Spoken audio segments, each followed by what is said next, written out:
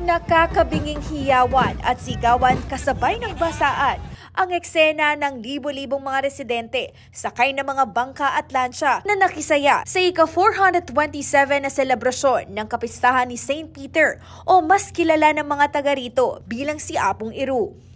Siyempre, hindi rin nagpahuli ang ama ng probinsya na si Governor Dennis Data Pineda na nakisaya at nakifiesta kasama ang alkalde ng bayan na si Apalit Mayor Jun Tetangco.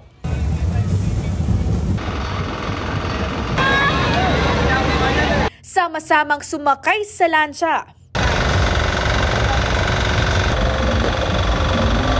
at nakiyabang sa paglabas ng imahe ni Apong Iru. Yearly naman po at naging panatala namin ni Mayor Jun na hanggat kaya po makikipiesta po kami kay Apong Iru. Wish po natin na sana this year wala naman po sana maaksidente na yearly na pinangangamba natin na lagi hong may nawawala po.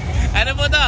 Libad Festival. Apo, ito isa sa mga tangible heritage. Yes. Ito ang 3-day celebration ng Fluvial Parade o Libad Ilog, kung saan sinusundo ang imahe ni Apong Iru sa bisitas ng Barangay Kapalangan, papuntang Barangay Sulipan sa unang araw. Ipinuprosesyon ng santo gamit ang lansya sa 7-kilometer stretch ng Pampanga River para dalhin sa St. Peter the Apostles Parish sa Barangay San Juan.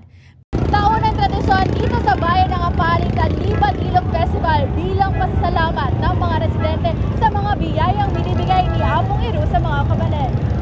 Apalit is known sa noong unang panahon dahil sa Pampanga River, sa Rio Grande de Pampanga. And one way to thank God is to hold the procession in honor of St. Peter. Ang gamit natin instead of sa land, sa river.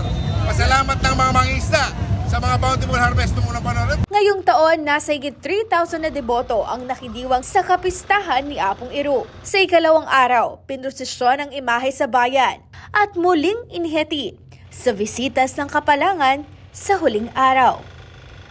Para sa Balita Pampanga, Luis Zurutao.